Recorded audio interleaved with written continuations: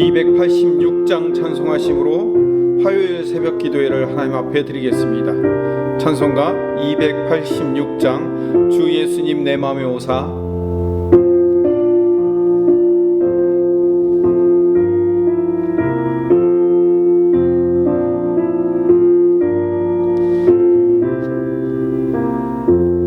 주 예수님 내 맘에 오사 날 붙들어 주시고 내 마음에 새 힘을 주사 늘 기쁘게 하소서. 사랑의 주 내 맘속에 찾아오사 내 모든 죄 사하시고 내 상한 맘 고치소서. 주 예수님 내 맘에 오사 내 소원 다하시고 내 무거운 짐 맡아 주사 참 평안을 주소서. 사랑의 주 내 맘속에 찾아오사 내 모든 죄 사하시고 내 상한 맘 고치소서. 주 예수님 내 맘에 오사 날 정결케 하시고 그 은혜를 내 맘에 채워 늘 충만케 하소서. 사랑의 주 내 맘속에 찾아오사 내 모든 죄 사하시고 내 상한 맘 고치소서. 주 예수님 내 맘에 오사 내 길 인도하시고 주 성령을 내 맘에 채워 늘 충만케 하소서. 사랑의 주 내 맘속에 찾아오사 내 모든 죄 사하시고 내 상한 맘 고치소서.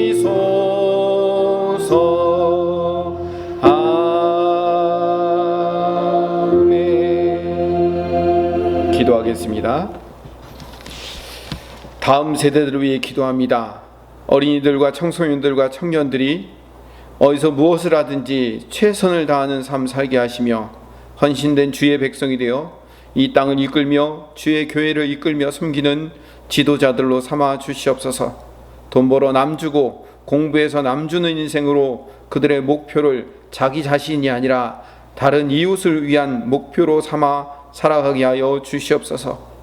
한국교회의 다음 세대들이 세워지지 않으면 우리도 유럽교회처럼 망할 수밖에 없습니다. 다음 세대인 어린이들, 청소년들, 청년들이 복음으로 무장되게 하시며 이 민족 희망이 될 수 있도록 그들을 주님께서 직접 길러내 주시옵소서. 김포수종교회가 하나님을 아는 지식과 영적 야성을 갖춘 다음 세대들을 배출케 하여 주시어 통일시대와 글로벌 시대, 4차 산업혁명 시대의 주역으로 쓰임받게 하여 주시옵소서. 주일학교 시절부터 예수님과 인격적인 만남을 갖게 하시며 일평생 그 믿음을 잃지 않고 승리하는 영적 기반을 든든히 세우게 하여 주시옵소서. 새벽 이슬 같은 주의 청년들이 청년의 때에 경건을 연습하며 죄의 유혹을 이기고 거룩한 삶을 사는 연습하게 하여 주시옵소서. 교회학교 교사들이 성령으로 충만하여 사명감 가지고 다음 세대들을 살리는 사역 감당케 하시며 교사들의 신앙이 날마다 성장케 하시며 모범이 되는 삶을 살아갈 수 있도록 주님 인도하여 주시옵소서. 이 땅의 다음 세대들을 키우실 예수 그리스도 이름으로 기도드립니다. 아멘. 함께 상고할 하나님의 말씀은 에스겔서 47장 1절부터 12절 말씀입니다. 구약성경 1227쪽 에스겔서 47장 1절부터 12절 말씀 같이 함께 읽도록 하겠습니다. 그가 나를 데리고 성전 문에 이르시니 성전의 앞면이 동쪽을 향하였는데 그 문지방 밑에서 물이 나와 동쪽으로 흐르다가 성전 오른쪽 제단 남쪽으로 흘러내리더라. 그가 또 나를 데리고 북문으로 나가서 바깥길로 꺾여 동쪽을 향한 바깥문에 이르시기로 본즉 물이 그 오른쪽에서 스며 나오더라.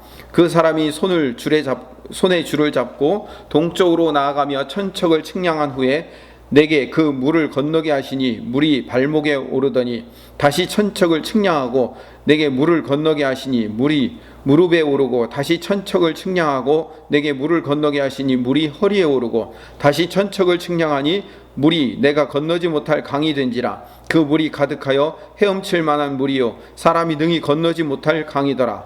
그가 내게 이르시되 인자야 내가 이것을 보았느냐 하시고 나를 인도하여 강가로 돌아가게 하시기로 내가 돌아가니 강 좌우편에 나무가 심이 많더라. 그가 내게 이르시되 이 물이 동쪽으로 향하여 흘러 아라바로 내려가서 바다에 이르리니 이 흘러내리는 물로 그 바다의 물이 되살아나리라. 이 강물이 흐르는 곳마다 번성하는 모든 생물이 살고 또 고기가 심이 많으리니 이 물이 흘러 들어가므로 바닷물이 되살아나겠고 이 강이 흐르는 각처의 모든 것이 살 것이며 또 이 강가에 어부가 살 것이니 엔게디에서부터 에네글라임까지 금을 치는 곳이 될 것이라. 그 고기가 각기 종류를 따라 큰 바다의 고기같이 심이 많으려니와 그 진펄과 개펄은 되살아나지 못하고 소금 땅이 될 것이며 강 좌우가에는 각종 먹을 과실나무가 자라서 그 잎이 시들지 아니하며 열매가 끊이지 아니하고 달마다 새 열매를 맺으리니 그 물이 성소를 통하여 나옴이라. 그 열매는 먹을 만하고 그 잎사귀는 약재료가 되리라. 아멘. 어제도 40장에서 48장 이야기를 쭉 설명해 드렸지만요, 이 40장부터 새 예루살렘과 그리고 새 이스라엘에 대한 환상을 에스겔이 쭉 보여주고 있는 겁니다. 그런데 이 환상을 에스겔에게 보여주는 분이 누굴까요? 그분이 40장 1절에 나와 있습니다. 여러분은 성경을 찾아보면 알겠지만요, 40장 1절에 보면 우리가 사로잡힌 지 25해 성이 함락된 후 14째 해 첫째 달 10째 날에 곧 그날에 여호와의 권능이 내게 임하여 나를 데리고 이스라엘 땅으로 가시되, 여호와의 권능이 지금 40장부터 47장 이제 내일까지 살펴볼 48장까지 계속 이어져서 여호와의 권능이 에스겔을 끌고 다니는 겁니다. 그분이 환상을 보여주는 거예요. 그 여호와의 권능 하면은 제가 해석하기로는 하나님의 영이신 성령이라고 볼 수 있을 겁니다. 그분이 에스겔을 데리고 이제 다시 성전 문에 다시 이르는 겁니다. 47장 1절을 봅시다. 그가, 여기서 말하는 그는 여호와의 권능, 40장부터 시작되어서 에스겔을 데리고 다녔던 그분이에요. 그가 나를 데리고, 에스겔을 데리고 성전 문에 이르니, 여기서 말하는 성전 문은 환상 중에 보는 성전 문입니다. 그 성전의 앞면이 동쪽을 향하였는데, 제가 누차 말씀드렸죠. 성전의 정문은 항상 동쪽을 향하고 있다고요. 그래서 성전의 정문, 성전 안에 정문에 이르렀는데, 그 동쪽 문으로 그 여호와의 영광이 에스겔을 데리고 왔는데, 그 성전 문지방, 그 정문 문지방에서 물이 흘러내리기 시작하는 거예요. 1절 그 문지방 밑에서 물이 나와 동쪽으로 흐르다가 성전 오른쪽 제단 남쪽으로 흘러내리더라. 동쪽으로 흐르다가 다시 남쪽으로 꺾였다고 얘기해요. 왜냐하면 지형 자체가 북에서 남으로 이렇게 흘러내리도록 돼 있기 때문에 동쪽에서 성전 동쪽 정문에서 물이 흘러내려갖고 그것이 이제 남쪽으로 흐르게 되는 거죠. 성전에서 물이 흘러내린다. 이것은요, 나중에 제가 설명을 드리겠지만 생명수가 성전으로부터 흘러나온다라는 거예요. 그냥 성전이 아니에요. 환상 중에 보는 성전이에요. 다시 말하면 이스라엘 백성들이 새롭게 살 새 이스라엘, 새 예루살렘 성에서 이루어지고 벌어지는 일입니다. 진정한 회복이 시작되었다는 것을 암시하는 이야기예요. 상징적인 이야기인 거죠. 동쪽 문에서 흐르던 물이 그 생명수가 흘러내리는 거예요. 성전에서.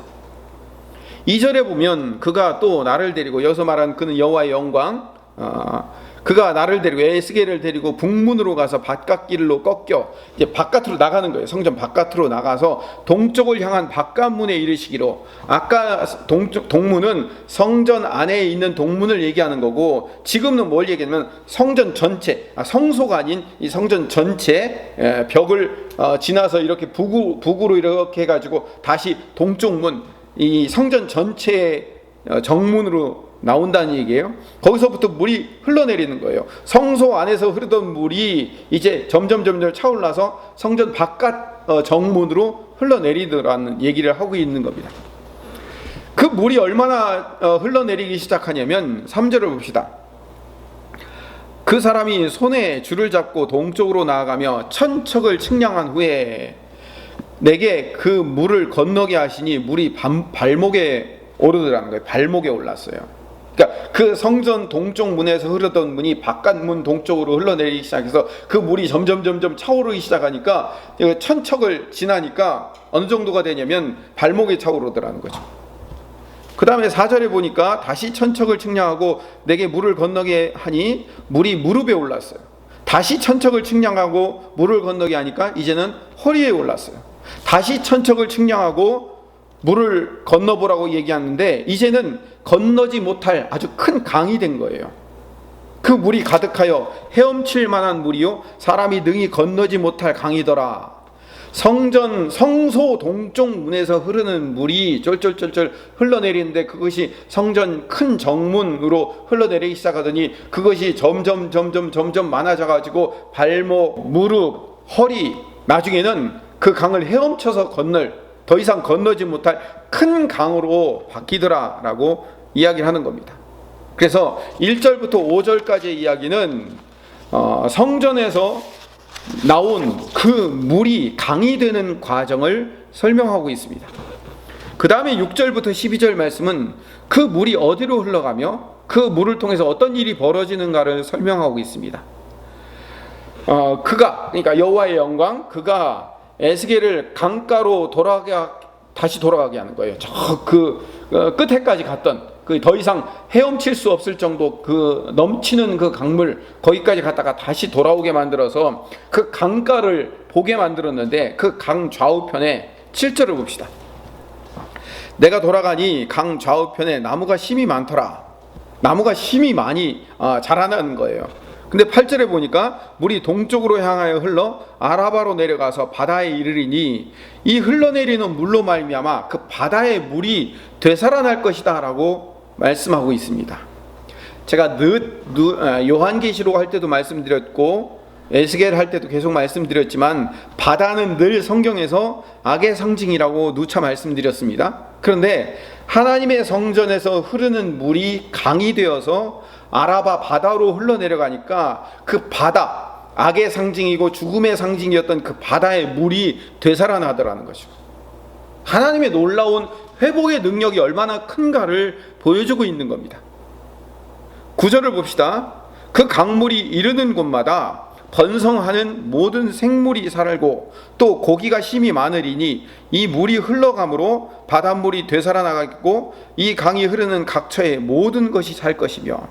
자, 이 강물은요 소위 말하는 생명수의 강이기 때문에, 왜? 성전에서 흘러내리는 물, 그 생명수의 강이기 때문에 그 강 좌우편에 나무가 자라나는데 과실나무가 자라나는 거예요. 그 바닷물이 되살아나는 거예요. 각처에 그 물이 닿는 곳, 그 강이 닿는 곳마다 다 살아나는 회복의 역사가 일어나더라라는 것을 상징적인 언어로 말하고 있는 겁니다. 10절에 보니까 또 이 강가에 어부가 설 것이니 엔게디에서부터 에네글라임까지 금을 치는 곳이 되고 고기가 각종 종류에 따라 큰 바다의 고기가 심히 많아진다는 거예요. 그 물이 고기들을 살려내는 그런 일들이 일어나는 거죠.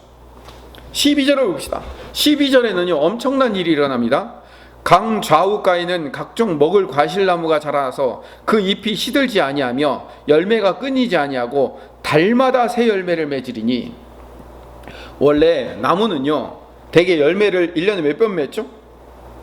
1년에 한 번 맺는 거, 많아야 2번 열매를 맺는 거예요. 2번도 많은 거죠.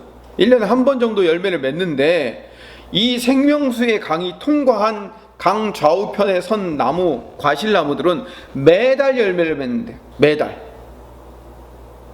이 놀라운 기적적인 역사죠. 이렇게 되는 이유는 그 물이 성소에서 나오는 물이기 때문에 그런 겁니다. 12절 마지막에 보면 그 열매는 먹을만 하고 그 잎사귀는 약재료가 될 것이다 라고 말하고 있습니다. 생명수의 강물이 얼마나 큰 영향력을 미치는가. 다시 말하면 처음으로 돌아와서 성전 동쪽에서 흘러나오는 그 물의 영향력이 온 세상을 회복시키고 변화시키고 바꾸는 일이 일어날 것이다 라는 것을 상징 언어로 표현하고 있는 겁니다. 자, 그러면 이 생명수의 강은 뭘 의미할까요? 이 에스겔의 환상이 나중에 요한계시록에서 완성됩니다. 여러분 이거 중요하니까 찾아봐야 됩니다. 요한계시록 22장. 요한계시록 22장은 찾기가 쉽습니다. 왜냐하면 신약성경 모든 성경의 맨 마지막 장이기 때문에 그렇습니다. 요한계시록 22장 성경의 맨 마지막 장 22장 1절과 2절을 저랑 같이 읽어봅시다. 시작. 또 그가 수정같이 맑은 생명수의 강을 내게 보이니. 맑은 생명수의 강이 흐르고 있는 거예요. 요한계시록에서도 하나님과 및 어린 양의 보호자로부터 나와서, 에스겔서에서는 성전에서 흘러내린다고 했는데 요한계시록에서는 하나님과 어린 양의 보호자에서 흘러내린다고 했어요. 이 하나님과 어린 양의 보호자는 어디 있냐면 새 이스라엘, 요한계시록에서 등장하는 새 예루살렘 성 안에 하나님과 그 어린 양 예수님이 거기에 계시는데 거기서부터 물이 흘러내리는 거예요. 그러니까 에스겔의 환상과 지금 요한계시록의 환상이 같은 의미를 갖고 있는 거예요. 2절을 읽어봅시다. 요한계시록 22장 2절. 길 가운데로 흐르더라. 강 좌우에 생명나무가 있어 12가지 열매를 맺되 달마다 그 열매를 맺고 그 나무 잎사귀들은 만국을 치료하기 위하여 있더라. 그러니까 지금 에스겔에서 나오는 환상이 결국은 요한계시록에서 완성되고 있다는 것을 보여주고 있는 겁니다. 요한계시록에서는 특별히 그냥 에스겔에서는 나무들이 자라나서 달마다 열매를 맺고 그 잎사귀가 약재료가 될 것이다 라고만 설명하고 있는데 요한계시록에서는 생명수의 강이 흐르는 좌우편에 생명나무가 자란대요. 에스겔에서는 그냥 과실나무인데 이제 요한계시록에서는 생명나무예요. 이 생명나무가 어디 있었던 거죠? 에덴 동산에 있었던 거잖아요. 에덴 동산에 처음 있었던 그 생명나무가 그 생명수 강 좌우편에 자라나는 거예요. 그리고 만국을 치료하기 위하여 그 나무 잎사귀가 달려있더라는 거예요. 온 세상을 치료하는 그런 나무의 열매들이라는, 그리고 잎사귀라는 것을 볼 수가 있는 거죠. 자, 그렇다면 오늘 결론으로 가봅시다. 이 생명수는 누가 주는 걸까요? 에스겔에서는 성전에서, 새 성전에서 흘러내려요. 그런데 이 신약에서 요한계시록에서 흘러내리는 이 생명수는 누가 주는 것인가? 예수님이 주시는 겁니다. 요한복음 7장 38절에 가보면, 요한복음 7장 38절, 예수님에 의해서 이 생명수가 성취되는 거예요. 예수님이 뭐라고 말씀하시냐면, 나를 믿는 자는 성경의 이름과 같이 그 배에서 생수의 강이 흘러나리라 라고 말씀하셔요. 나를 믿는 자는, 예수 그리스도를 믿는 자는 성경의 이름과 같이, 성경에서 말한 바와 대로, 성경에 말한 바가 어디에서, 어떤 성경에서? 에스겔 47장의 환상 이야기에서 말한 대로 그걸 의미하는 거예요. 그 배에서 생수의 강이 흘러나리라 라고 얘기하고 있어요. 그러면 그 배가 뭔데요? 이 예수님을 믿는 성도의 배에서, 여러분 배는 제가 여러 번 설명드렸지만 우리는 마음이 어디 있다고 생각합니까? 우리는 마음이 가슴에 있다고 생각을 하죠, 상징적으로. 그런데 이 유대인들은요, 마음이 어디에 있다고 생각했냐면 배에 있다고 생각했어요.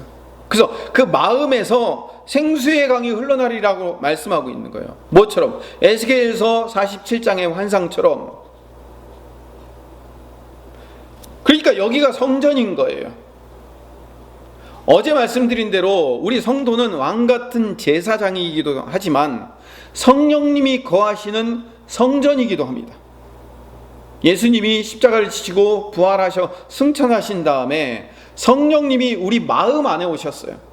성령님, 하나님의 영이신 성령님이 거하시는 여기가 어디예요? 성전이 된 거예요.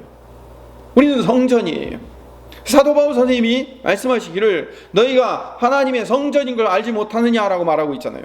우리가 성전이에요.